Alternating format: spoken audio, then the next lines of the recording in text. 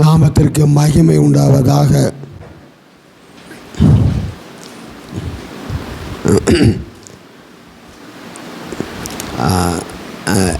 எத்தனையோ இடத்துக்கு போயிருக்கிறேன், பைபிள் காலேஜ் அது இதுன்னு. என் வாழ்க்கையிலே பிரசங்கம் பண்ணும்போது தண்ணி குடித்தது இன்றைக்கு மட்டும்தான்.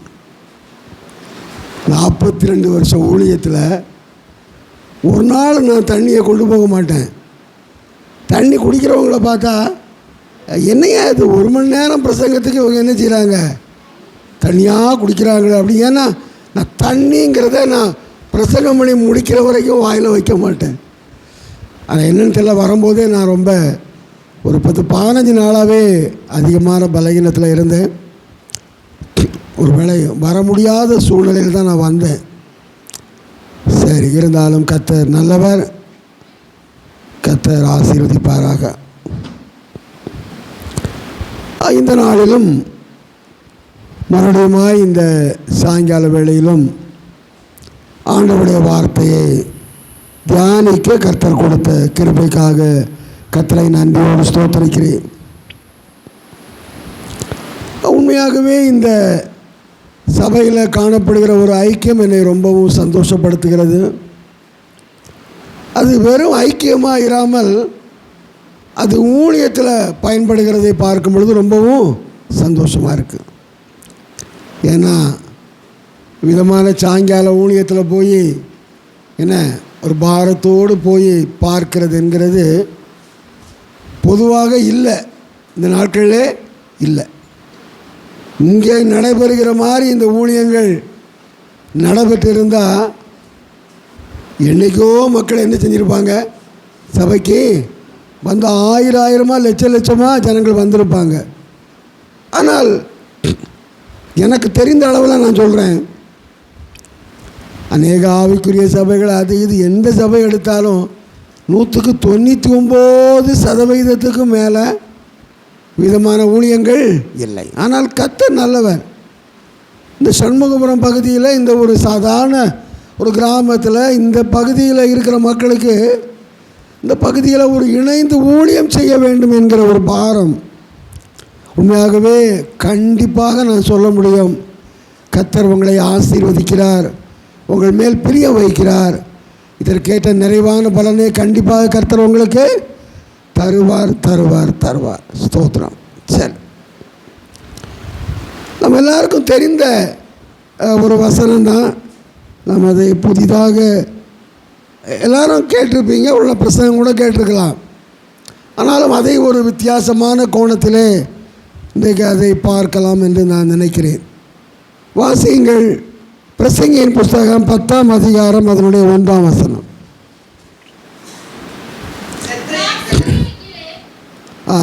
செத்த ஈக்கள்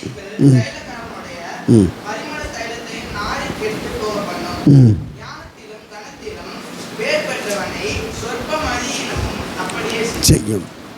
நம்ம எல்லாருக்கும் தெரியும், எல்லாருக்கும் தெரியும் இல்லையா?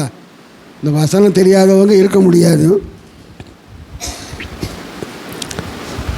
செத்த ஈக்கள் தைலக்காரனுடைய பரிமள தைலம்னா அது ஆண்டவர் மேலே ஒருத்தி ஊற்றினா பார்த்தீங்களா, ஊற்றினால அந்த தைலம் அதை ஒருத்தன் சொன்னால் 400 பணத்துக்கும் அதிகமாக விற்கலாமேன்னு சொன்னான். அப்படி தானே? அப்படியானால் அது ஒரு விலையேற பெற்றது. பரிமள தைலமானது விலையேற பெற்றது. ஆனால் அதற்குள்ள கொஞ்சம் கவனம் இல்லாமல் இந்த செத்த ஈக்கள் எப்படி போச்சு? அதில் பரிமள தைலம், செத்த ஈக்கள் எப்படி எங்கே உள்ளே போச்சு? எப்படியோ அந்த தைலத்தை என்ன செஞ்சு வச்சுருக்காங்க, திறந்து வச்சுருக்காங்க இல்லையா? அது ஒரு சின்ன அஜாக்கிரதை, அது ஒரு சின்ன மதீனம், எங்கேயோ திறந்து வச்சுருக்காங்க. அந்த நேரம் பார்த்து அந்த ஸ்மெல் நல்லா இருக்குன்னு சொல்லிட்டு ஈக்கள் எங்கே போயிட்டு அங்கே போய் அதுவும் செத்து போச்சு. பரிமள தைலத்தை என்ன செஞ்சுட்டு நாசப்படுத்திட்டு. அதே மாதிரி தான் இங்கே வேதம் சொல்லுகிறது, ஞானத்திலும் கனத்திலும் பேர் பெற்றவனையும் என்ன செய்யுமா? சொற்ப மதியினம். இன்றைக்கி நாம் பார்க்க போகிறது என்னன்னு சொன்னால், ஒரு விசேஷித்த ஒரு நிலையில் இருந்தவர்கள் சொற்ப மதியினத்தினால கண்மலையில் மேல் நின்றவங்க எங்கே போயிட்டாங்க? அதில் பாதாளத்துக்கு போயிட்டாங்க. அதை பற்றி தான் ஒரு 3 அல்லது 4 பேரை குறித்து நாம் என்ன செய்ய போகிறோம்? பார்க்க போகிறோம். சொற்ப மதியினம், பெரிய காரியம்லாம் வேண்டாம், விளங்குதா? பெரிய காரியம் வேண்டாம். ஒரு சாதாரண ஒரு சொற்ப மதியினம் என்ன செஞ்சிடும்? நீங்கள் எவ்வளவு உயர்ந்த நிலையிலே இருந்தாலும் உங்களை அப்படியே கீழே என்ன செஞ்சிடும்? தள்ளிடும். அது சொல்ல போனால் ஏராளமாய் சொல்லலாம். இப்போ நமக்கு அதற்கெல்லாம் சமயம் இல்லை. ஆகவே நான் ஒரு 4 பேரை மாட்டும் என்ன செய்யலாம்? நாம் இன்றைக்கு பார்க்கலாம். வாசியுங்கள். ஆதியாகமம் 49ஆம் அதிகாரம் 3-4.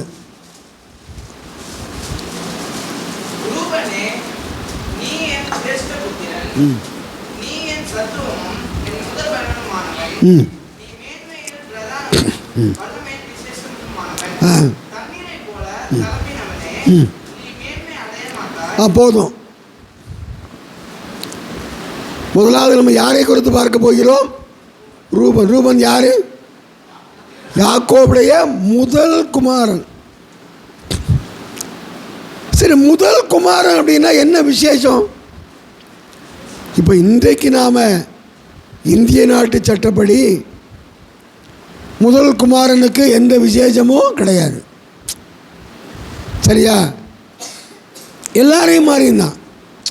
5 பிள்ளைகள் இருந்தால் 5 பிள்ளைகள் மாறி தான். ஒரு பாக பிரிவினை பண்ணுனா சமமாக தான் என்ன செய்வாங்க? பண்ணுவாங்க. ஆனால் இஸ்ரேல் நாட்டில் யூத மதத்தில் முதல் பிறந்தவனுக்கு ஒரு விசேஷமான ஒரு நிலை இருந்தது. அது என்னன்னு சொன்னால், மற்றவர்களை விட இவனுக்கு என்ன செய்யணும்?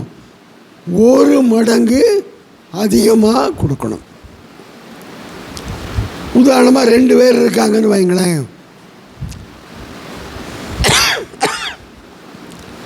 3 கோடி ரூபாய்க்கு சொத்து இருக்குது. எத்தனை கோடிக்கு? 3 கோடி ரூபாய்க்கு சொத்து இருந்தால் 2 கோடியை யாருக்கு கொடுக்கணும்? மூத்தவனுக்கு கொடுக்கணும், இளையவனுக்கு 1 கோடி. சரியா? இது எங்கே உள்ள சட்டம்? யூத சட்டம். சரியா? இது யூத சட்டம். அந்த நாட்களில் அதாவது சட்டம்னு ஒன்று கொடுக்கப்படாமலேயே, விளங்குதா, மோசையின் காலத்தில் தான் என்ன செய்யப்பட்டது? இந்த நியாயப்பிரமாணமே கொடுக்கப்பட்டது. ஆனால் நான் என்ன சொல்ல வந்தேன்னா, இதைத்தான் பின்னாடியும் ஃபாலோ பண்ணாங்க. யார்? மோசையின் சட்டத்திலும் அது என்ன செய்தது? வந்தது. இதெல்லாம் அதுக்கு முந்தைய காலங்கள் தான். ஆனால் முந்தைய காலங்களிலேயே ஆண்டவர் ஆபிரகாமோடு, ஈசாக்கோடு, யாக்கோபோடு இப்படியே அவர் பேசி, சரியா, இந்த காரியங்களை எல்லாம் என்ன செய்தார்? ஒழுங்கு செய்தார். ஆகவே அந்த நாட்களில் இருந்தே அப்படித்தான். ஆபிரகாமை என்றைக்கு தேவன் அழைத்தாரோ அன்றையில இருந்து அப்படிப்பட்ட ஒரு நிலை. சரி, இப்போ நமக்கு ரொம்ப டீப்பாக தேவையில்லை. இப்போ நம்ம என்ன பார்க்குறோம்னா, மூத்தவனுக்கு என்ன உண்டு? 2 சேஷ்ட புத்திரன் அப்படின்னா என்ன அர்த்தம்? மூத்த மகன். ரூபனே, நீ என் சேஷ்ட புத்திரன்.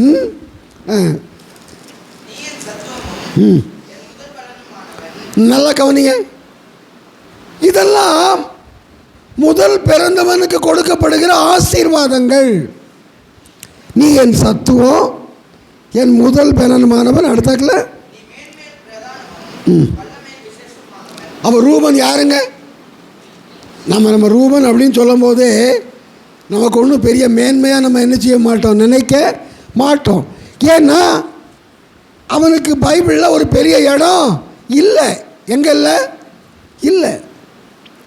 அது அவனுடைய தவறுதலினாலே, சொற்ப மதியினத்தினாலே அவன் எதை இழந்தான்? இங்கே சொல்லப்பட்டிருக்கு பாருங்க, நீ என் சத்துவமும் என் முதல்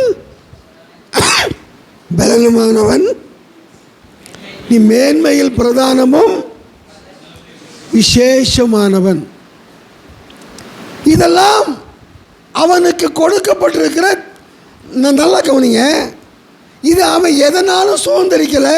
அவன் பிறக்கும் போதே இந்த விசேஷித்த ஆசீர்வாதத்துக்குள்ளானவனாக என்ன செய்கிறான்? பிறக்கிறான். சொல்கிறது புரியுதா? புரியுதா புரியலையா? ஒரு சட்டம் முதல்ல பிறக்கிறான், ஒன்றுமே செய்ய வேண்டாம். முதல்ல பிறந்தாலே அவனுக்கு என்ன உண்டு? இரட்டிப்பான ஆசீர்வாதம் உண்டு. இவன் சுதந்திரிக்க வேண்டாம், தானாகவே அவனுக்கு என்ன செய்கிறது? கிடைக்கிறது. ஆனால் அவன் அதை என்ன செஞ்சிட்டான்?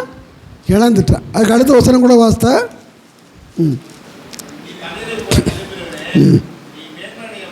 நல்லா கவனிங்க. தண்ணீரை போல தளம்பினவனே நீ மேன்மை அடைய மாட்டான். கொஞ்சம் யோசித்து பாருங்களேன். உங்களை ஆண்டவர் வராரு, ஆண்டவர் உங்களுக்கு ஒரு தரிசனமாக, நல்லா கவனிங்க, தரிசனமாகிறாரு.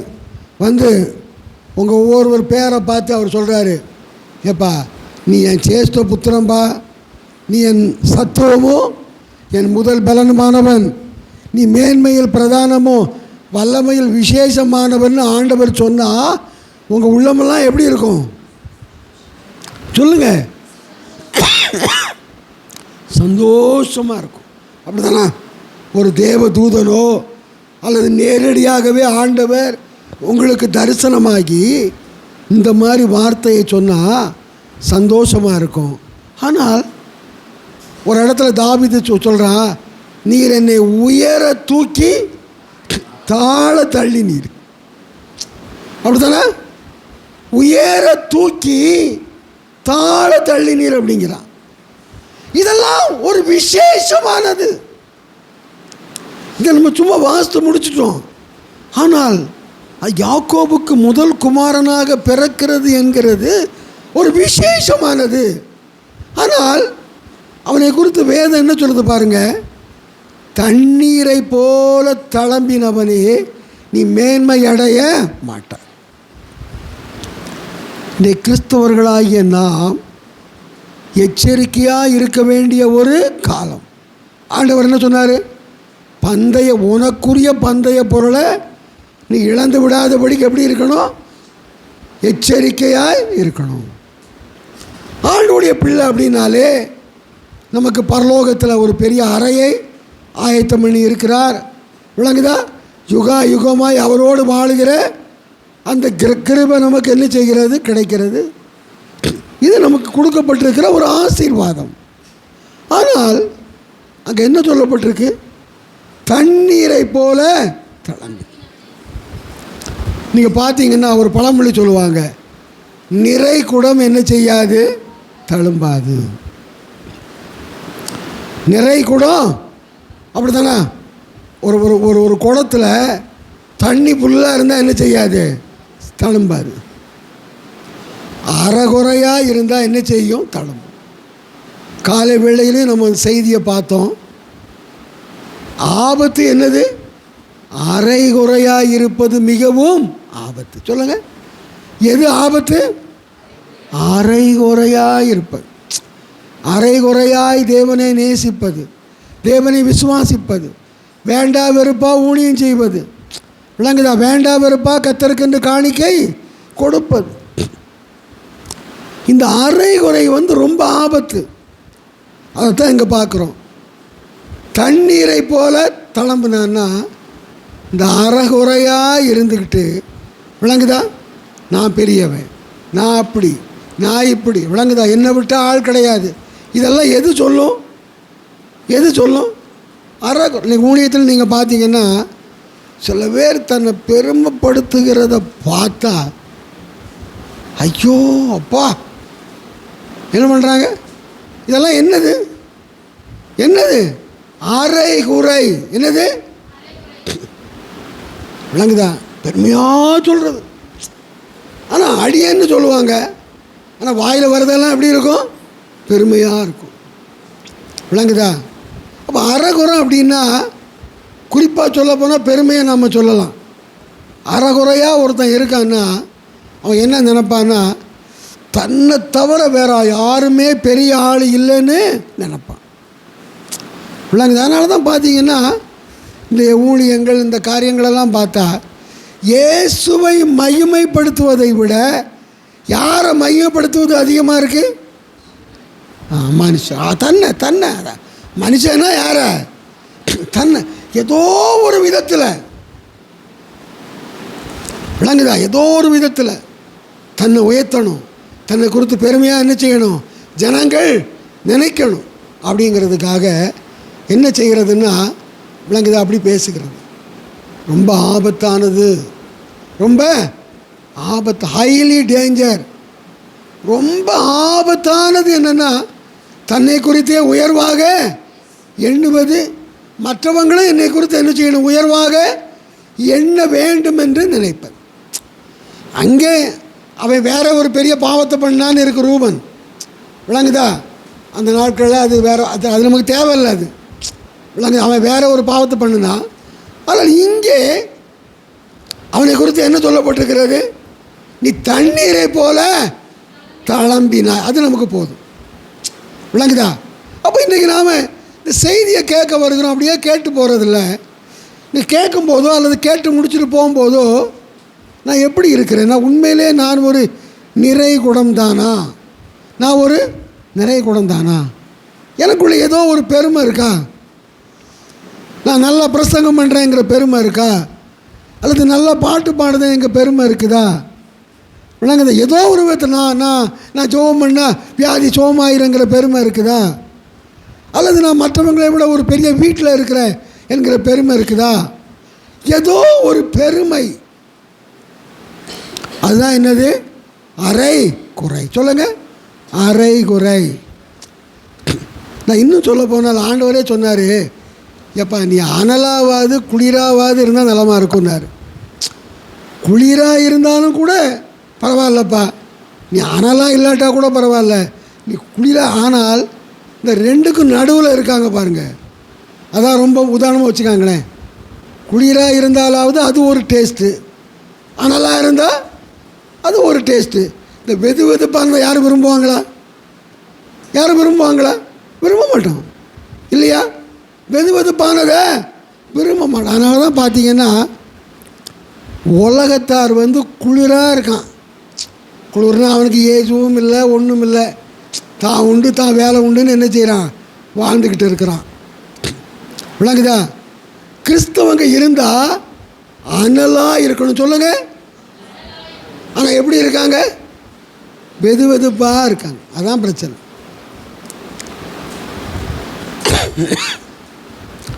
உலகத்தான் குளிராக இருக்கிறான், அவனுக்கு இயேசுவும் இல்லை, ஒன்றும் இல்லை. நான் அடிக்கடி நினைப்பேன் என்னென்னா, இவ்வளவு மக்கள் இருக்கிறாங்களே, இயேசு வரியா, இவங்கெல்லாம் எப்படியா பரலோகத்துக்கு போவாங்கன்னு நினைப்பேன். ஆனால் ஒரு நாளில் நான் நினச்சி பார்த்தேன், கள்ளனுக்கு கிடைச்ச மாதிரி இயேசுவை அறியாத குளிராக இருக்காங்க பாருங்கள், அவங்களெல்லாம் சாக போகிற நேரத்தில் கூட இயேசுவே மன்னிவுனா எங்கே போயிடுவாங்க? நான் சொல்கிறது புரியுதா? புரியுதா? ஏன்னா அவனுக்கு அப்போ தான் அந்த வாய்ப்பு கிடைக்குது. ஓகே, ஆனால் நீங்களும் நானும் அப்படி என்ன செய்ய முடியாது.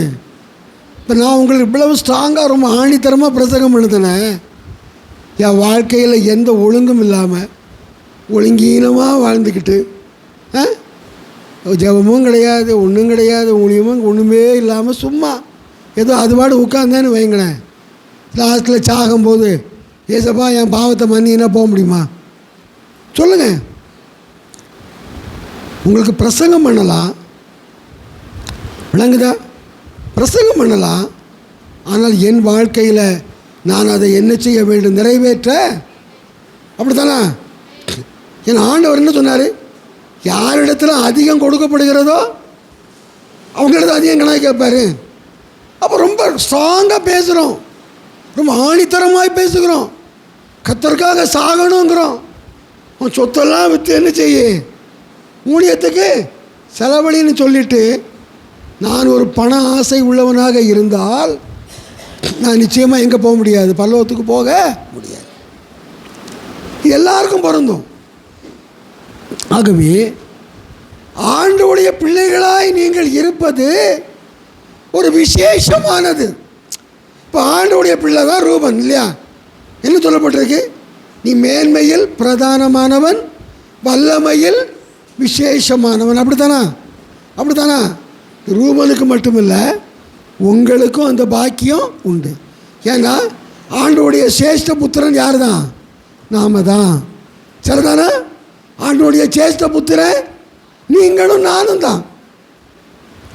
நமக்கும் அது பொருந்தும், ரூபனுக்கு மட்டும் இல்லை. விளங்குதா? ரூபனுக்கு என்ன சொல்லப்பட்டதோ அது நமக்கும் பொருந்தும். இப்போ நாம் கவனிக்க வேண்டியது என்னென்னா, முதல்ல சொல்லப்பட்டது பொருந்தும், ஆனால் நம்ம அரைகுறையாக இருந்தால் அடுத்த வசனமும் நமக்கு சொல்லுங்க பொருந்தும். சரியா? அரைகுறையாக இருந்தால் தண்ணீரை போல தழும்பினவனே நீ மேன்மையடைய, அந்த வசனமும் பொருந்தும். மேன்மையடைய மாட்டாயின்னு சொல்லிட்டு அப்புறம் ஆண்டோடைய வருகையில் என் மகனே மகளே நீ வான்னு கூப்பிட முடியுமா? முடியாது. நீங்கள் இந்த பைபிள் முழுக்க எடுத்து பார்த்தீங்கன்னா 2 கோத்திரத்துக்குரியவனை அவன் தான் என்ன செஞ்சுருக்கணும், இருந்திருக்கணும். ஆனால் ரூபனுக்கு எந்த முக்கியத்துவமும் பைபிளில் கொடுக்கப்படவே இல்லை. விளங்குதா? எந்த முக்கியத்துவமும் இல்லை அவனுக்கு.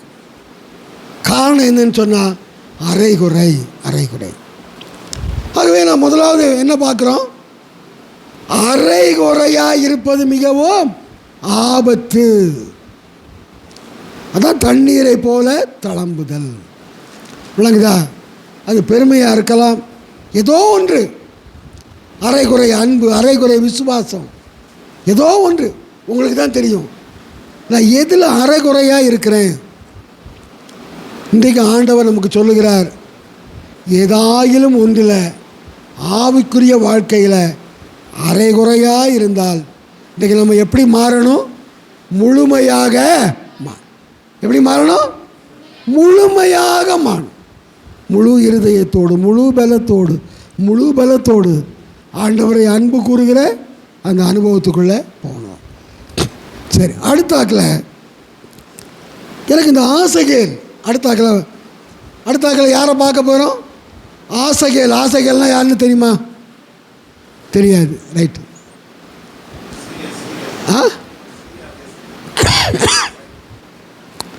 ஆமாம், அவன் ஒரு ஆசைகேல். இங்கே சொல்லப்பட்டிருக்குது என்னென்னா, தாவீது ராஜா இருந்தான் இல்லையா? தாவீது ராஜாவுடைய படை தளபதியாக இருந்தவன் பேர் என்ன? யோவாப். யார்? யோவாப். யோவாப் கூட பிறந்தவங்க 3 பேர். யாரெல்லாம்? யோவாப், அபிசாய், ஆசகேல்.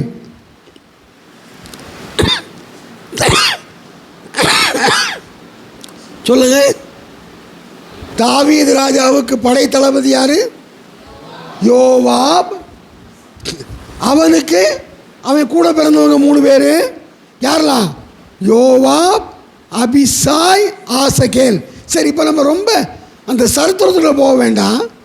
ஆனால் இந்த ஆசகேலுடைய சரித்திரத்தை நான் பார்க்கும் பொழுது என் இருதயத்தில் ரொம்ப நான் வேதனைப்பட்டது. இதில் இந்த வசனத்தை வாசியுங்கள். 2 சாமுவேல் 2ஆம் அதிகாரம் 17, 18.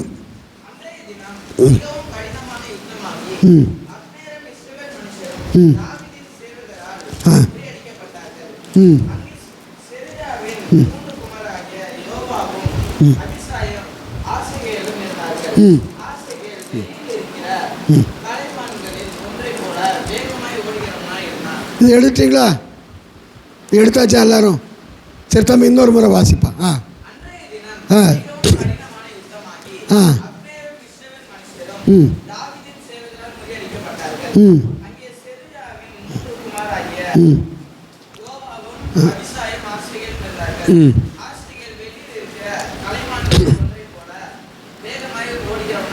இப்போ நமக்கு தெரிய வேண்டியது என்னன்னு சொன்னால், நல்லா கவனிங்க. நமக்கு தெரிய வேண்டியது என்னென்னா, சவுலுடைய மகன் அந்த மேவி போசேத் சார்பா யார் படை தளபதியாக இருக்கா? அப்னேர் என்பவன் இருக்கிறான். சரிதானா? சரி, யார் படை தளபதி? சவுல்னு வச்சுக்காங்களேன். சவுலுடைய படை தளபதியாக யார் இருக்கா சொல்லுங்க? அப்னேர். தாவீதுடைய படை தளபதியாக யார் இருக்கா? யோவாப். இப்போ அப்னேருடைய படை தளபதிகளுக்கும் தாவீதுடைய படை தளபதிகளுக்கும் என்ன இருக்கு? யுத்தம் நடந்தது. சரியா? சொல்லுங்க, யாருக்கெல்லாம்? சவுலுடைய படை தளபதிகள் அந்த கூட்டம். இங்கே என்னது? தாவீதுடைய படை தளபதி அந்த கூட்டம். யுத்தம் நடந்தது. இந்த யுத்தத்தில் யார் ஜெயிச்சா? அது இன்னொரு முறை வாசி, அப்போ தான் புரியும்.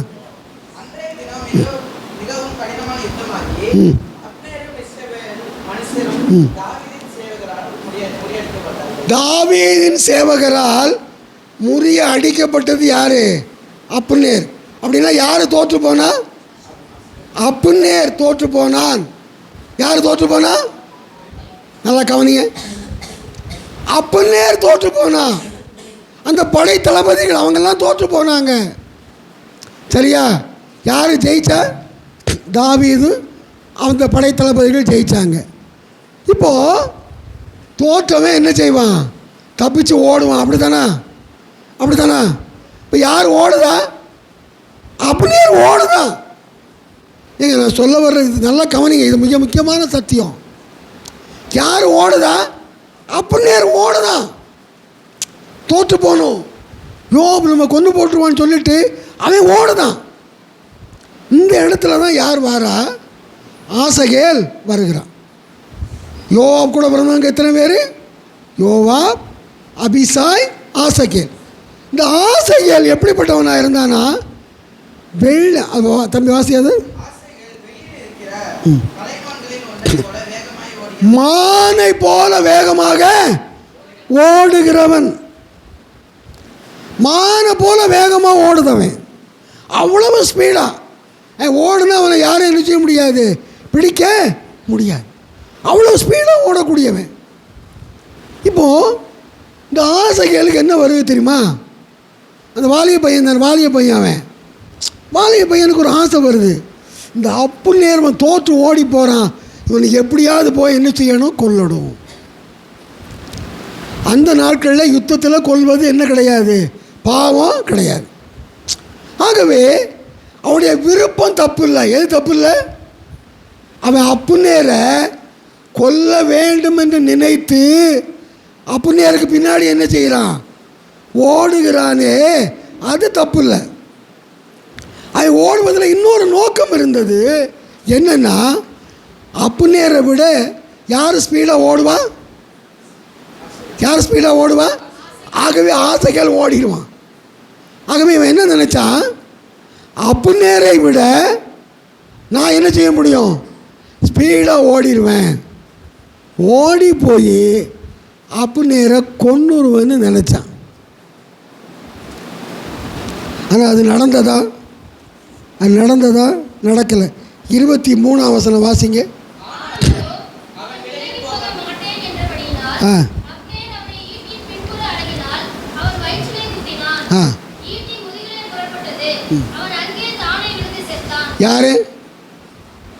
யார் செத்தா? ஆசைகள் செத்தான். அப்படித்தானா? ஆசைகள் யாரு? ஜெயிச்ச கூட்டத்தில் உள்ளவன். சரியா? அவனை விட இவன் வேகமாக ஓட முடியும். அது நல்லது தான். அவன் ஏன் செத்துருப்பான்? கொஞ்சம் யோசித்து பாருங்களேன். ஏன் செத்துருப்பான்? யோசித்து பாருங்க. என்ன தெரியுமா? யுத்தத்துக்கு போகணும்னா என்ன வேணும் சொல்லுங்க? பட்டயம் வேணும். என்ன வேணும் சொல்லுங்க? பட்டயம் வேணும். தோற்று ஓடுகிற அப்னேர்ட்ட என்ன இருக்கு? கவனிங்க. தோற்று யார் ஓடுதா? அப்னேர் ஓடுதான்ல, அவன் கையில் என்ன இருக்கு? பட்டயம் இருக்கு. ஆனால் அவனை துரத்துகிறவன் கையில் என்ன இல்லை? பட்டயம் இல்லை. புரியுதா? நீங்கள் அதெல்லாம் வாசிக்க நேரம் இல்லை. நீங்கள் பார்த்தீங்கன்னா இவன் பின்னாடி வாரான். உன்னை அவன் பார்க்குறான். ஏப்பா நீ ஆசைகள் அல்லவா? ஆமாம். அவன் சொன்னான், ஏப்பா நீ ஏன் பின்னாடி வராத, விளங்குதா? நீ வேறு எங்கேயாவது போய் என்ன செஞ்சிக்கா, யாரையாவது பிடிச்சிக்கா, என் பின்னாடி வராதம்பான். இவன் கேட்க மாட்டான். நான் ஒன்றை தான் கொல்லுவேன்னு வருவான். திரும்ப திரும்ப சொல்லுவான், கேட்க மாட்டான். கடைசியாக பார்த்தா அவன் பக்கத்தில் வந்த உடனே யார் கையில் பட்டயம் இல்லை? ஆசைகள் கையில் பட்டயம் இல்லை. தோற்று போன அப்னேரின் கையில் என்ன இருந்தது? பட்டயம் இருந்தது. ஆகவே செத்துப்பான். கவனி, இது கதைன்னா நடந்த சரித்திரம். இப்போ நான் சொல்கிறது என்னென்னா, இயேசு சிலுவையில் வெற்றி சிறந்தாரா சிறக்கலையா? அப்படிதானா? அப்போ அவர் வெற்றி சிறந்தார்னா என்ன அர்த்தம்? நாமும் வெற்றி சிறந்துட்டோம். நாம் பிசாசின் மேல் ஏற்கனவே நாம் ஜெயத்தை எடுத்துட்டோம். சரியா? பிசாசை இனிமேல் தான் போய் என்ன செய்யணுங்க அவசியம் இல்லை, ஜெயிக்கணுங்க அவசியம் இல்லை. சிலுவையில் இயேசு பிசாசை ஜெயித்து விட்டார். நம்ம இனிமேல் தான் போய் புதுசாக ஜெயம் பெற வேண்டிய அவசியம் இல்லை. ஆனால் தோற்று போனானே பிசாசு, அவன் கையில் என்ன இருக்குது? என்ன பட்டயம்? தந்திரம் என்கிற பட்டயம். அவன் கையில் என்ன பட்டயம் சொல்லுங்க?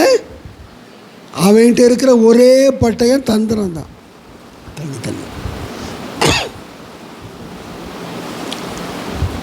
அவன்கிட்ட இருக்கிற ஒரே பட்டயம் என்னது? எங்க அவன்கிட்ட வல்லமை இருக்குதா சொல்லுங்க? அவங்கள்ட்ட வல்லமை என்பது, இந்த இடத்துல பிசாசு வந்தால் கூட நம்ம பயப்படக்கூடாது.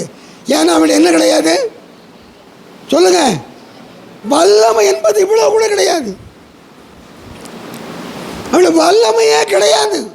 ஏன்னா சிலுவையில் அவனை ஆணி அடித்தார். வல்லமையெல்லாம் என்ன செஞ்சார்? உரிந்து அவனை அவமானப்படுத்தி, அவனை கேவலப்படுத்தி, அவனுடைய அதிகாரத்தை எல்லாம் என்ன செஞ்சிட்டாரு? அவன்கிட்ட இருந்து பிடுங்கி கொண்டார். ஆதாம் பாவம் செய்ததின் மூலமாக அவன் பெற்றுக்கொண்ட அதிகாரத்தை, இந்த உலகத்தின் மேல் சாத்தான் பெற்றுக்கொண்ட அதிகாரத்தை தேவன் சிலுவையில் எடுத்து கொண்டார், பிடுங்கி கொண்டார். ஆகவே அவன்கிட்ட என்ன இல்லை சொல்லுங்க? வல்லமை என்ன இல்லை? கொஞ்சம் கூட, இம்மி அளவு கூட கிடையாது. நல்லா கவனம். ஆனால் அவன்கிட்ட என்ன இருக்கு? தந்திரம். இன்னைக்கு தந்திரத்தினால உலகத்தையே ஆட்சி பண்ணிக்கிட்டு இருக்கான். யாரு? பிசாசு. அவ்வளவு தந்திரம். அவன்கிட்ட தந்திரங்கிற பட்டயம் இருக்குது. இவ்வளோ தூரம் பயம் காட்டுறான்ல. ஏசு நாமத்தில் போனால் அவன் என்ன செஞ்சு தான் ஆகணும்? ஓடித்தான் ஆகணும். ஆனால் நமக்கு என்ன வருது? அவனை பார்த்தாலே என்ன வருது? பயம். நினைச்சாலே பயம். சரியா? நினைச்சாலே பயம். அவனுடைய தந்திரம்.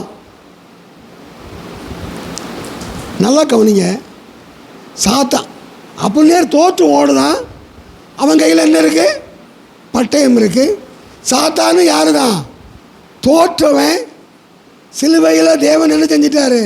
அவனை தோற்கடிச்சிட்டாரு. ஆனால் அவன் கையில் தந்திரம் என்கிற பட்டயம் இருக்கு. நாம் ஜெயிக்க பிறந்தவர்கள், ஜெயிக்கிற இயேசுவின் பிள்ளைகள். நம்ம கையில் என்ன இல்லை? பட்டயம். பட்டயம்னா என்னது? தேவ வசனமாகிய ஆவியின். இன்னைக்கு எத்தனை பேர் முழுமையாக இந்த வேத வசனத்தை வாஸ்து முடிச்சிருப்பீங்க? கையை தூக்குன்னா ரொம்ப கோர்ஸில் வேறு தான் என்ன செய்வாங்க? கையை.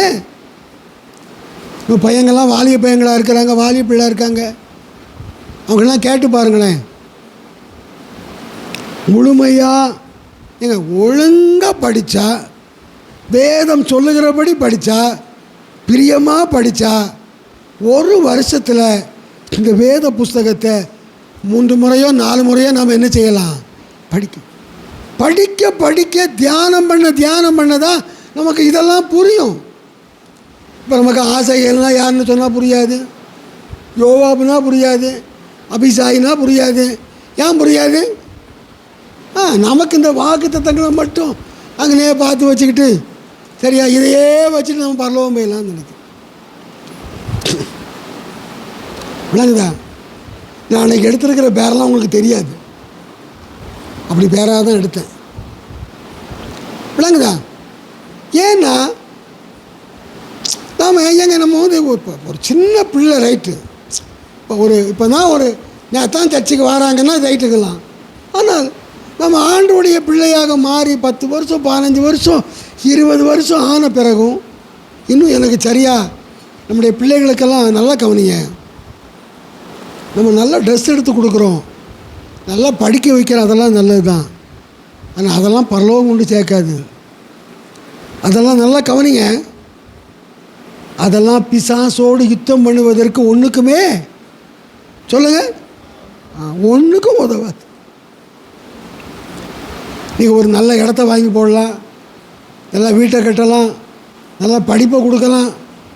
நான் சும்மா மாம்சத்தில் பேசும்போது சொன்னதானே சொல்லும்போது, அவன் அங்கே படித்தா நல்லா இங்கிலீஷில் தேறிடுவான், ஹிந்தியில் தேறிடுவான், ரைட்டு. அது சும்மா அப்படி சொல்கிறோம், நல்லது தான். ஆனால் அதெல்லாம் போதாது. இங்கிலீஷ் பேச தெரிஞ்சா போதாது.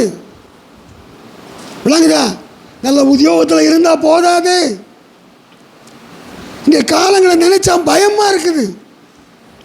நான் உண்மையாக சொல்கிறேன். நான் ரட்சிக்கப்படாததுக்கு முந்தி இயேசு பெத்லகேமிலே பிறந்தார் என்கிறத தவிர வேறு ஒன்றுமே எனக்கு தெரியாது. அது பாட்டு பாடுவாங்க, இயேசு பெத்லகேமிலே, ஒரு வசனம் தெரியாது. கிட்டத்தட்ட 25 வருஷத்துக்கு முந்தின்னு வச்சுக்காங்களேன். கிறிஸ்தவ குடும்பத்தில் பிறந்து வளர்ந்தாலும் பைபிளை ஒரு நாளும் தொட்டதில்லை. ஆலயத்துக்கு போயிருப்பானாங்கிறது பெரிய சந்தேகம். விளங்குதா? ஒரே சினிமா தியேட்டரும் ஒரே கதை புஸ்தகமும் அப்படி இஷ்டம் போல் வாழ்ந்துக்கிட்டு இருந்தேன். அதனால் இயேசு பெத்லகேமிலே அது மட்டும்தான் எனக்கு தெரியும்.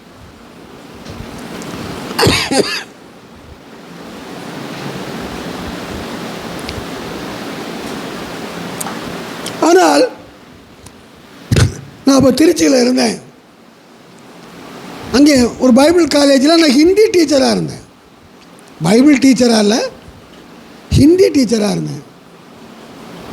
அங்கே தான் நான் ரட்சிக்கப்பட்டேன். எனக்கு நல்லா ஞாபகம் இருக்குது. இந்த பைபிளை நான் ரட்சிக்கப்பட்ட புதிதில் கிட்டத்தட்ட 1 மாதத்துக்குள்ளே நான் படித்தேன்னா அவசரமாய் படித்தல்ல. அது படிக்கணுங்கிறது எப்படி இருக்கும்? வீட்டில் வந்து உட்காந்து உடனே ஏதோ பைபிள் எடுத்து படிப்பேன்.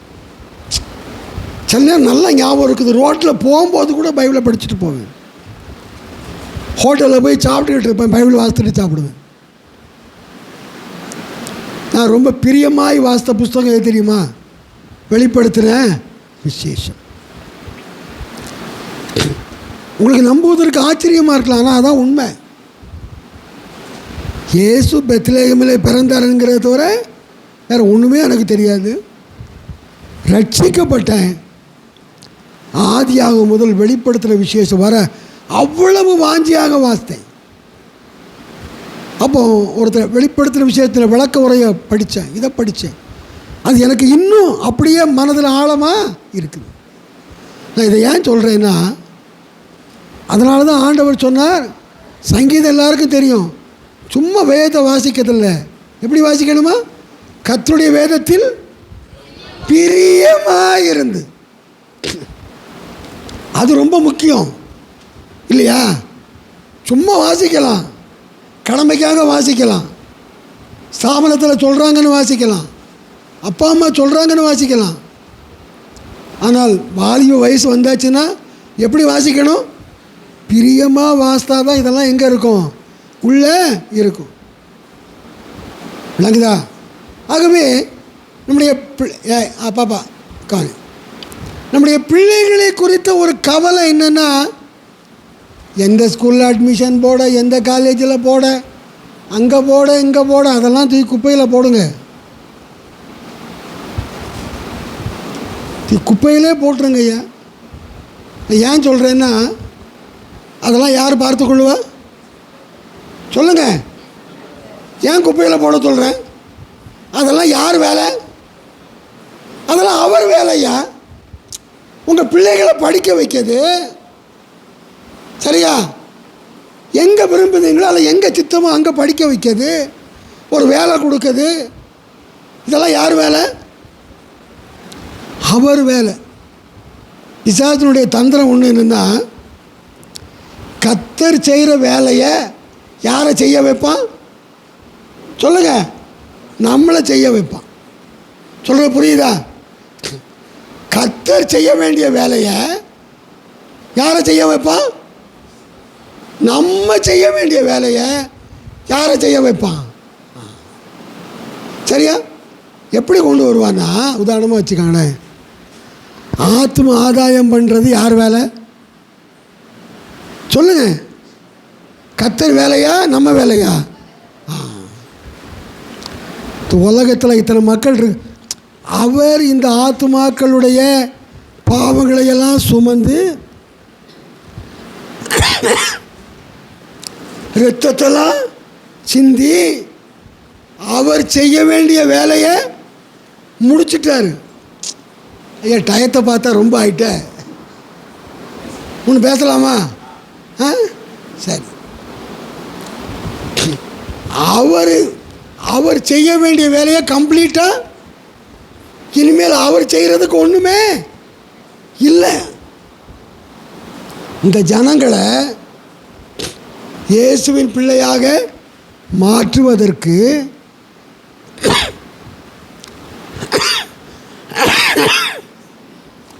யார் செய்ய வேண்டிய வேலை இல்லை, அவர் செய்ய வேண்டியவில்லை. அது முழுக்க முழுக்க யார் வேலை? நம்ம. நம்ம என்ன நினைக்கிறோம் தெரியுமா? ரட்சிக்கப்படலை, சரி அதெல்லாம் ஆண்டவர் பார்த்துக்கிறார். எப்படி? அப்படித்தானா? அப்படித்தானா? அதெல்லாம் ஆண்டவர் பார்த்துக்கிறவாருங்க. கோடி கோடியான மக்கள் ரட்சி, அதெல்லாம் ஆண்டவர் பார்த்துக்கிறவார். ஐயா, நிச்சயமாக பார்க்க மாட்டார். ஏன்னா அந்தந்த பகுதியில் இருக்கிற ஜனங்களை ரட்சிப்பது அந்தந்த பகுதியில் இருக்கிற கிறிஸ்தவங்களுடைய வேலை. சரியா? ஆனால் பரிசுத்த ஆவியானவர் என்ன செய்வார்? நமக்கு உதவி. சரியா? நம்ம போனால் நம்ம கூட யார் வருவா? ஆவியானவர் வருவார். நீங்கள் வீட்டிலே உட்காந்து அவர் என்ன செய்வார்? அவர் அங்கேயே தான் இருப்பார். சரியா? நீங்கள் போனால் யார் வருவா? பரிசுத்த ஆவியானவர் வருவார். சரியா? ஆகவே நல்லா கவனிச்சுக்காங்க. அதனால தான் ஒவ்வொரு ஏரியாவிலும் சபையை தேவன் வைத்திருக்கிறார். ஒவ்வொரு ஏரியாவிலும் கிறிஸ்தவங்களை வைத்திருக்கிறார். ஏன்? அந்தந்த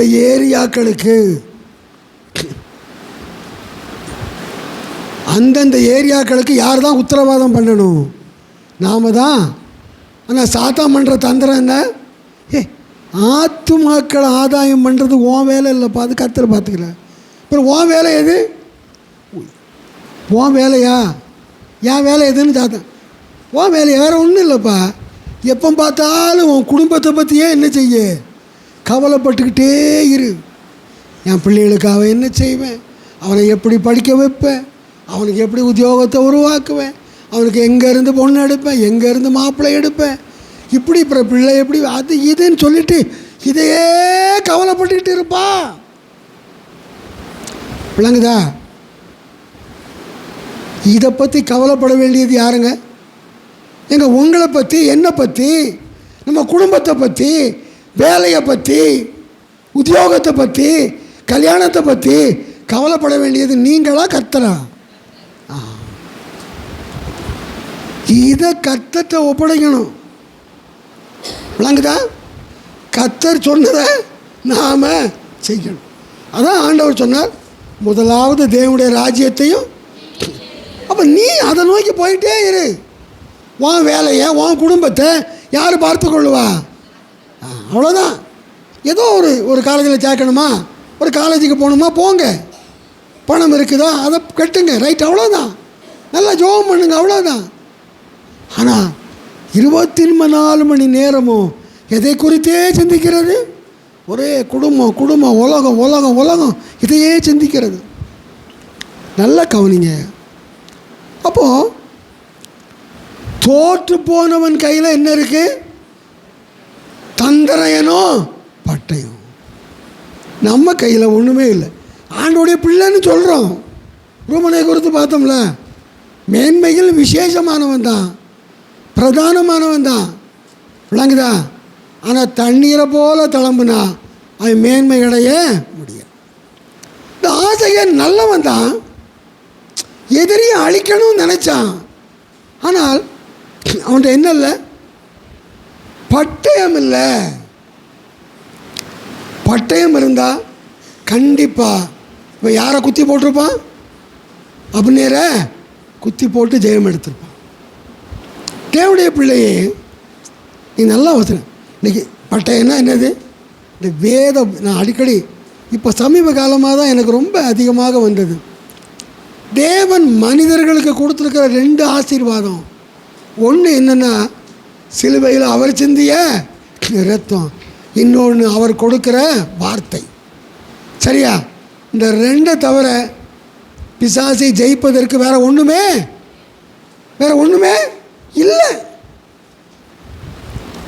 முதல்ல இரத்தத்தால் கழுவி சுத்திகரிக்கப்படணும், வேறு வார்த்தையினால் பிசாசை எதுக்கணும். சரியா? அப்போ ஆசைகள் பார்க்குறோம். ரூபன் அரைகுறையாக போனான். இந்த ஆசைகளும் அரைகுறை தான். ஏன்னா ஃபுல் இதாக இருந்தான்னா நான் வேகமாக ஓடுதேன், ஆனால் என் கையில் என்ன இல்லை?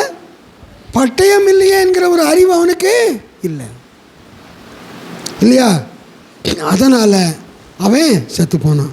சரி, இன்னொருவனை குறித்து நம்ம எல்லாம் தெரிஞ்சது தான், பிலேயாம். வாசிங்க, எண்ணாகமம் 22:5-6.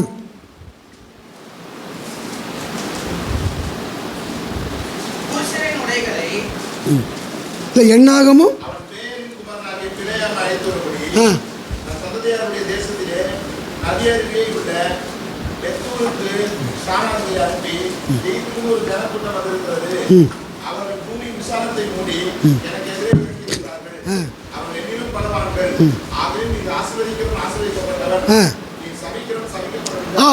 போதும். இந்த பிழையாமை குறித்து பல காரியங்கள் சொல்கிறாங்க. நமக்கு அந்த டீப்பாலாம் போக வேண்டாம். அவன் அந்த தீர்க்கதரிசி இதுன்னு சொல்கிற நமக்கு அது வேண்டாம். ஆனால் இந்த பைபிள் படி பார்த்தா இன்றைக்கி அவன் சொன்ன அந்த தீர்க்க தரிசனங்கள் தான் என்ன செஞ்சுருக்கு? நம்ம அடிக்கடி சொல்லுவோம் பாருங்கள், இஸ்ரவேலுக்கு விரோதமான குறி சொல்லுதலும் இல்லை. அது யார் சொன்னது? யார் சொன்னது? பிலேயாம் சொன்னது. சரியா? நம்ம இதை இப்போ டீப்பாக நம்ம வாசிக்க நேரம் இல்லை. இதெல்லாம் நீங்கள் வீட்டில் போய் என்ன செய்யுங்க, இந்த அதிகாரத்தை குறித்து வச்சு என்ன செய்யுங்க, வீட்டில் போய் பாருங்கள். இப்போ நமக்கு தெரிய வேண்டியது என்னன்னு சொன்னால் இந்த பிலேயாமுக்குள்ளே ஏதோ ஒரு பவர் இருக்குது. என்ன பவர்? நீர் ஆசீர்வதிக்கிறவன் ஆசீர்வதிக்கப்பட்டவன், நீ சபிக்கிறவன் அப்படிங்கிறத யார் பார்த்தா? மோவாபின் ராஜா பார்க்குறான். அப்போது அந்த மோவாப் தேசத்து பக்கத்தில் யார் இருக்கா? இஸ்ரவேல் ஜனங்கள் இருக்கிறாங்க. அவங்கள பார்த்து யார் பயப்படுதா? இந்த மோவாப் ராஜா பயப்படுறான். உடனே அவன் என்ன நினைக்கிறான்? இந்த பிலேயாமுக்கு ஆள் அனுப்பி அவனை வச்சு இந்த இஸ்ரவேல் ஜனங்களை சபித்தால் இவங்க சபிக்கப்பட்டு போவாங்க, இவங்க தோற்று போவாங்கன்னு யார் நினைச்சா? மோவாபின் ராஜா நினைச்சான். சரிதானா? இஸ்ரவேல் ஜனங்களை பார்த்து பயப்படுகிறான். ஆகவே இந்த பிலேயாம் இடத்துல ஆள் அனுப்புகிறான். இங்கே வாசிக்கெல்லாம் நேரம் இல்லை. அவன் சொன்னான், நீங்கள் இருங்க, நான் ராத்திரி ஜோம் பண்ணிவிட்டு நாளை காலையில் என்ன செய்கிறேன் சொல்கிறேன்னா. உடனே அன்றைக்கி ராத்திரி ஜோம்னா கத்த சொன்னால், ஏப்பா அந்த ஜனங்கள் ஆசீர்வதிக்கப்பட்ட ஜனங்கள், ஆகவே நீ என்ன செய்ய முடியாது, சபிக்க முடியாது. இஸ்ரவேல் ஜனங்கள் ஆசீர்வதிக்கப்பட்டவர்கள், ஆகவே நீ சபிக்க முடியாது அப்படின்னு உடனே மறுநாள் காலையில் அவங்கள பார்த்து என்ன சொன்னான்னா, ஏப்பா கடவுள் வந்து என்ன செய்யலை, உங்கள் கூட என்னைய வர விடலைன்னு சொல்லி அனுப்பி வச்சுட்டான். உடனே இந்த மோவாப் ராஜா என்ன பண்ணுனா, முதல்ல சாதாரண சிப்பாய்களை அனுப்புகிறான். இப்போ யாரை அனுப்புகிறான், பெரிய பெரிய மந்திரிமார்களை, பிரபுக்களை யார்கிட்ட அனுப்புகிறான், பிள்ளையாம்கிட்ட அனுப்புகிறான். உதாரணமாக வைங்களேன், இந்த சபையில் உட்காந்துட்ருக்கோம். இந்த சபையில் திடீர்னு ஒரு முதலமைச்சர் வந்து நம்மகிட்ட ஒரு கோரிக்கை சொன்னார்னா உடனே நாம் என்ன செய்வோம், சரின்னு சொல்லுவோமா மாட்டோமா? கண்டிப்பாக சரின்னு சொல்லுவோம். அதே மாதிரி தான் இந்த பிள்ளையாம்கிட்ட பிரபுக்களையும் மந்திரிமாரையும் அனுப்புகிறான். இவங்களையெல்லாம் பார்த்த உடனே இவன் என்ன செஞ்சுருக்கணும், முதல் முறை ஆண்டவர் வேண்டான்ட்டார்ல, அப்போ இவங்களை பார்த்த போதும் சொல்லியிருக்கணும், இப்போ ஆண்டவர் மாற்றி மாற்றி என்ன செய்ய மாட்டார், பேச மாட்டார், நான் வரமாட்டேன்னு சொல்லியிருக்கணும்ல. இவனுக்கு இவங்களெல்லாம் பார்த்த உடனே ஒரு ஆசை வந்துட்டு. என்ன ஆசை, இப்போ பிரபுக்கள்லாம் வந்திருக்காங்க, அப்போ அவங்கள பார்த்தும் சொல்கிறான், இன்னைக்கு ராத்திரி இங்கே தங்குங்கள், நாளை காலையில் என்ன செய்கிறேன், நான் ஆண்டவர்கிட்ட கேட்டு சொல்கிறேன் அப்படிங்கிறான். அதே மாதிரி அன்றைக்கி ராத்திரி அந்த பிரபுக்களும் மந்திரிமார்களும் தங்கினாங்க. சரியா, தங்கினாங்க.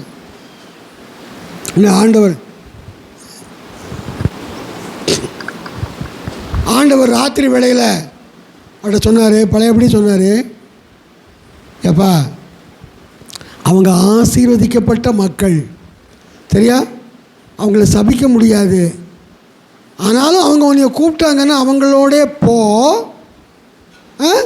ஆனால் நான் சொல்கிறத மாத்திரம் என்ன செய்யணும், சொல்லணும் அப்படின்னு அனுப்பி வச்சார். சரியா, அது ஆண்டோடைய சித்தம் இல்லை, திரும்ப திரும்ப கேட்குறான், போனால் போப்பா அப்படிங்கிற மாதிரி அனுப்பி வச்சார். நமக்கு தெரியும், போகும் பொழுது தேவ தூதன் எங்கே நின்னா,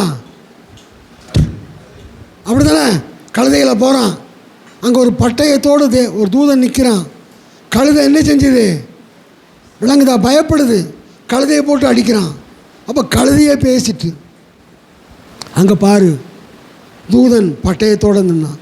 அப்பவும் அவன் சொன்னான், நீ போ, ஆனால் நான் சொல்கிறத மாத்திரம். அதே மாதிரி போனான். ஆண்டவர் அவன் மூலமாக என்ன செய்ய விடலை, அவங்களை சபிக்க விடலை. சரியா, இப்போ நல்லா கவனிங்க, சபிக்க விடலை. உடனே மோவாப் ராஜாவுக்கு ரொம்ப கோபம் வந்துட்டு, ரொம்ப கோபம் வந்துட்டு, ஏய் நான் அவங்கள வந்து சபிக்க உன்னை கூப்பிட்டேன், நீ வந்து ஆசீர்வதிச்சிட்ட, நீ மட்டும் உன்னை சபித்திருந்தா நான் உனக்கு ஏராளமான வெள்ளியும் பொன்னையும் நான் கொடுத்து அனுப்பியிருப்பேன் அப்படின்னு சொன்னான்.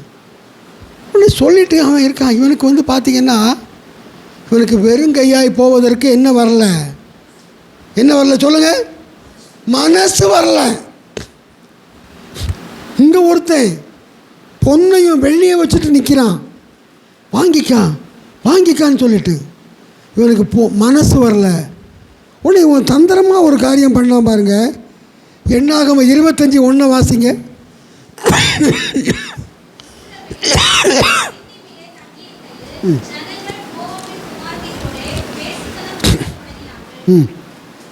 நல்லா கவனிங்க. இவன் பண்ண ஒரு தந்திரம் என்ன தெரியுமா, பைபிளில் நேரடியாக போடலை. அவன் என்ன பண்ணினான்னா, எப்பா உனக்கு இவங்க சபிக்கப்பட்டு தானப்பா போகணும், ஒரே ஒரு வழி இருக்குது. என்ன வழி தெரியுமா? ஆண்டவருக்கு விபச்சாரம் என்ன செய்யாது? பிடிக்காது. ஆண்டவருக்கு விபச்சாரம் வேசித்தனம் பிடிக்காது. விளங்குதா? அவங்க மேலே ஆண்டவருக்கு பயங்கரமான கோபம் வரும். அப்போ நீ என்ன செய்யணும்னா, உங்கள் நாட்டில் இருக்கிற அழகான பெண்களை எங்கே போக விடு? பக்கம் பக்கம் தானுங்க இருக்காங்க. இவங்க இந்த பக்கம் இருக்காங்க, இஸ்ரவேல் ஜனங்கள் இந்த பக்கம் இருக்கான். அவன் சொன்னான், உங்கள் நாட்டில் இருக்கிற அழகான பெண்களை யாரு கூட பழக விடு? இஸ்ரவேல் மக்களோடு பழக விடு. அவன் இந்த பெண்கள் மேலே ஆசை வச்சு என்ன செய்வான்? பாவம் செய்வான். விளங்குதா? அந்த பாவம் செய்யும் பொழுது ஆண்டவருக்கு என்ன வரும்? கோபம் வரும். அப்போ இந்த ஜனங்களை சபித்து போற்றுவார்னு சொல்லிட்டு ஒரு துர் ஆலோசனை சொன்னான். நல்லா கவனிங்க. என்ன சொன்னான்? ஏங்க, இவன் இவன் ஆசீர்வதிக்கிறவன் ஆஸ்வதிக்கப்பட்டவனா?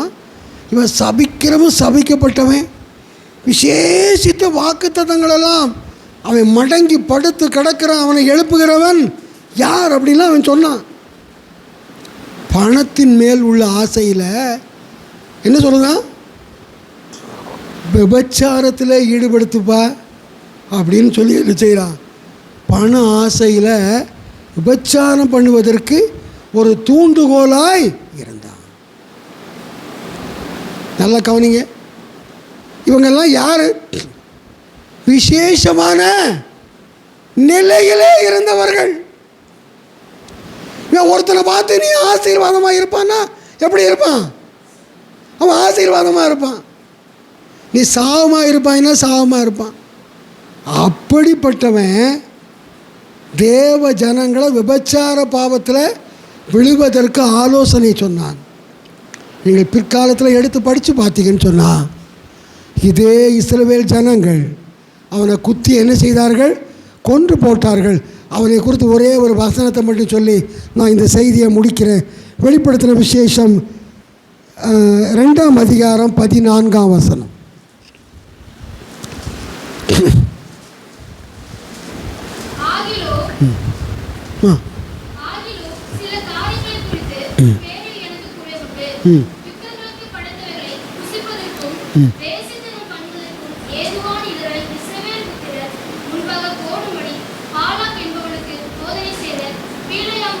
நல்லா கவனிங்க. பாலாக் என்பவனுக்கு போதனை செய்தது யாரு? இந்த பீலேயாம். அதை எப்போ ஆண்டவர் நினைவு கூறுறாரு? புதிய ஏற்பாடில் சபைக்கு எழுதும் பொழுது அதை நினைவு கூறுகிறார். அப்போது ஒரு தேவ மனுஷன், இவன் ஆசீர்வதிக்கிறவன் ஆசீர்வதிக்கப்பட்டவன், இவன் சபைக்கிறவன், அப்படிப்பட்ட ஒரு விசேஷித்த நிலையிலே இருந்தவன் அவன் என்ன ஆலோசனை கொடுத்துருக்கான்? விபச்சாரத்தில் ஈடுபடுத்த விடுப்பு. எதுக்கு? எதனால் சொல்லுங்கள்? பண ஆசை. பண ஆசை தான் எல்லா தீமைக்கும் வேறு. விளங்குதா? அப்போ நமக்கு பார்க்க பணத்து மேலே தானங்க ஆசை வைக்கிறேன் அப்படின்னு நமக்கு தெரியலாம். ஆனால் பண ஆசை தான் எல்லா தீமைக்கும். விளங்குதா? பணம் எனக்கு திரும்ப திரும்ப இந்த ஜீரணிக்கவே முடியலை. எப்படிங்க ஒரு மனுஷன், ஒரு தேவ மனுஷன், ஒரு தேவனுடைய தீர்க்கதரிசி, இவ்வளோ விசேஷித்த ஆசீர்வாதத்தை பெற்றவன் விபச்சாரத்தில் ஈடுபடுப்பான்னு எப்படி ஆலோசனை சொல்ல முடிஞ்சது? பண ஆசை. நான் செய்தியை முடிச்சுட்டேன். இன்னொரு காரியம் கூட குறித்து வச்சா வேண்டாம், பரவாயில்ல. அதாவது இன்றைக்கு இருக்கிறதான அநேக தேவனுடைய பிள்ளைகள் பண ஆசையினால தான் விழுந்து, ஏங்க பண ஆசை வந்தால் என்ன வந்துடும்? பெருமை வருமா வராதா? வருமா வராதா? நிச்சயமாக வரும். நான் ஒரு 1 கோடி ரூபா காரில் வந்து இறங்குனா நான் சும்மா இறங்க மாட்டேன். எனக்கு ஒரு 4 பாடி கார்டோட தான். அப்படி தானா? அப்படியா? அப்படி இல்லையா? நீங்கள் பார்த்துருக்கீங்களா? ஒரு 4 பாடி கார்டு வருவாங்க. ஏயா அது 1 கோடி ரூபா கார் பண்ணுத வேலை. சும்மா பைக்கிலையோ அல்லது ஆட்டோலையோ வந்தால் சாதாரணமாக வந்து என்ன செய்வாங்க, நிற்பாங்க. அப்போது பணம் இருக்குது பார்த்தீங்களா, பண ஆசை பெருமையை கொண்டு வரும், சுயநலத்தை. அது ஆண்டவர் அன்னைக்கே சொல்லிட்டாரு, எல்லா தீமைக்கும் வேர். அநேகர் பணத்தினாலே தங்கள் இருதயத்தை உருவ குத்துகிறார்கள்னு இருக்குது. சரியா? ஆகவே போதும் என்ற மனதுடனே நாம் என்ன செய்யணும், வாழ பழகணும். சரி, 3 பேரை பார்த்தோம். யார்? ரூபன், தண்ணீரை போல அரைகுறை. 2வது யார்? ஆசகேல், கையில் என்ன இல்லை, பட்டயம் இல்லாமல் நல்லா சும்மா கையில் வச்சுட்டு போனால் பிரயோஜனம் இல்லை. இது அவ்வளோ எங்கே இருக்கணும், இங்கே இருக்கணும். இங்கே இல்லைன்னா ஒரு பிரயோஜனம் இல்லை. இங்கே இருந்தால் தான் சாத்தானை என்ன செய்யலாம், ஜெயிக்கணும். விளங்குதா? இல்லைன்னா சாத்தான் தான் என்ன செய்வான், தோற்று போன சாத்தான் ஜெயம் எடுத்துக்கிட்டு இருப்பான். ஜெயித்த நாம் என்ன செய்யணும், தோற்று கொண்டு இருக்கணும். 3வது என்ன பார்த்தோம்? பிள்ளையாம், பண ஆசை. விசேஷித்த ஆசீர்வாதத்தை பெற்றவன். பண ஆசையினால் ஒன்றுமே இல்லாத ஒரு துரோகியாக மாறி போனான். விளங்குதா? எத்தனையோ வருஷத்துக்கு பிறகு வெளிப்படுத்தின விசேஷத்தில் கூட ஆண்டவர் யாரை மறக்கலை, பிள்ளையாம் செய்த துரோகத்தை மறக்கலை. விளங்குதா? அவன் துரோகி என்று சொல்லி அவனை எங்கே அடையாளப்படுத்துகிறாரு, வெளிப்படுத்தின விசேஷத்தில் அடையாளப்படுத்துகிறார். ஆகவே நாம் இதே மாதிரி ஏராளமாக இருக்குது. உங்கள் வாழ்க்கையில் உங்களுக்குள்ளே இருக்கிற சொற்ப மதியினம் எது என்பதை கண்டுபிடித்து அந்த சொற்ப மதியினத்தை நம்ம விட்டு எடுத்து போட்டுட்டு, விளங்குதா, நம்ம தேவனுக்கு பிரியமாய் வாழ கர்த்தர் நமக்கு உதவி செய்வாராக. ஆமென்.